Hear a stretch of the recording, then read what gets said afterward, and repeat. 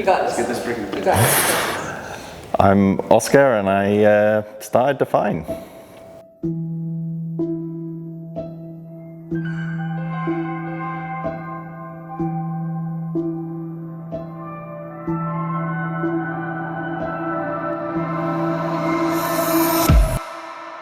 I remember the phone call from, it was a previous company, a business partner just didn't want to do it anymore. I remember that call. That's when I was like, okay, well, I better think of something else to do then. I come home and I thought, you know what, I'm gonna ask Kaylee if I can max out her credit card, because for some reason they gave her it was like 5,000 or 6,000 credit limit, God knows why. I mean, I was broke, she was working at the NHS and I think it was like 24,000 at the time, not much. So that really would have put us in the shit. I thought, she's almost always right. If I ask her and she says yes, it'll work. If I ask her and she says no, I need to get a job. I came home and we rented this like tiny little 2-bedroom house, which wasn't really a 2-bedroom house. It was like 1 bedroom with a closet room. Came in, sat down, basically told her like, oh, this partner doesn't want to do this anymore, so I'm thinking about setting something else up, but I need to ask for a favour.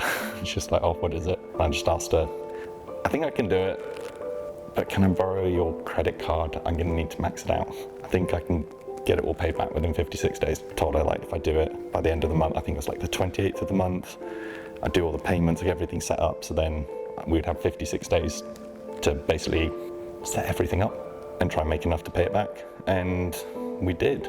I remember that bit quite well. Yeah, that's about as much as I remember, if I'm honest. It was tough. There was a lot of times where I'd be wondering how we're going to get through. We had no funding. It was always about trying to manage the cash flow. Thinking back, it was a really long time of like how fucking stupid you would be to start something up. You could see things were moving and we knew what we needed to do, but it does go so slowly at the beginning. Really, really slowly. You're just questioning if you're going to be able to make it. Are you going to be able to make that next payment? Are you going to be able to do this? Are you going to be able to do that? Yeah, you think back and you're like, oh, how did you get through those times? But I think definitely having someone like Ailey around, like, would always come after work, help me out. Just that kind of support. At the time, you don't even think about how nuts what you're doing is. You just keep going, and it's almost like as long as I'm putting one foot in front of the other each day, no matter how small that step is, like, we'll get there eventually. And that was kind of the constant mindset. Yeah, tough, honestly. There's no other way of describing it. Like, I think you're gonna have a bit of a screw loose to go through stuff like that. And that was after 8 years of trying. So, yeah, it must be a little bit crazy. I'm Abby and I work in the customer care department heading the brand language. So Oscar was based in Birmingham at the time and I was in Edinburgh. So we communicated loads on video call, obviously, just built the start of our relationship was built on like video calls and like getting to know each other and everything. He was in the smallest office space you could imagine, but that was the warehouse, the office. Everything happened in that tiny wee room. I was really, really excited to get started. It ended up being completely different to what it was supposed to be, because my role that I applied for was just customer care. So when I started, I ended up doing just like loads of different things, just working as a team. When it's so small and you're just starting up, you end up just doing loads of wee different things that end up making a big thing happen.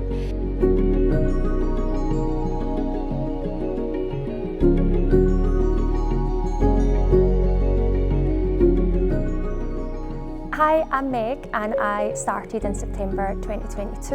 I was initially hired as a PA and right hand to Oscar, and just recently I have become one of the directors at DFYNE. When I got hired, there was only Ross in the warehouse, Abby in customer care and myself and Oscar, and that was in Livingston, which was the size of a shoebox. It was freezing cold. Really cold. But it was a lot of fun, and yeah, we were all basically sitting in a triangle back to back and we really got to bond. But my God, it was cold. I don't know what it was about that place. I bought a new jacket specifically to work at Livingston. Yeah, it went down to my ankles.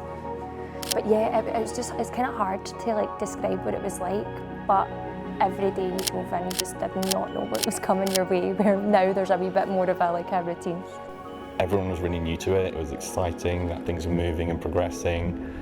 It was a different type of toughness. It was the first time that you're sharing in how hard things are, and having people around that really believed in what we were doing and could really see where things were going to go really made a massive, massive difference.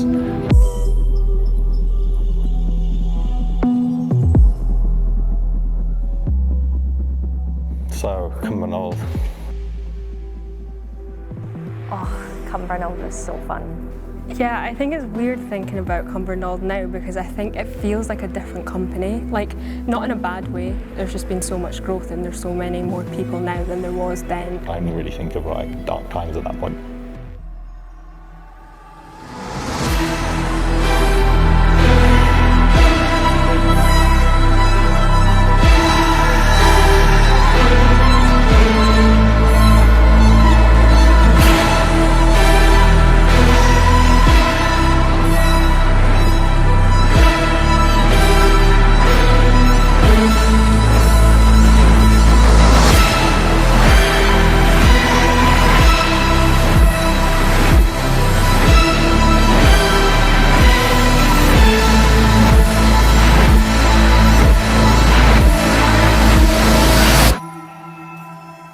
Wow, like this has stepped up a level.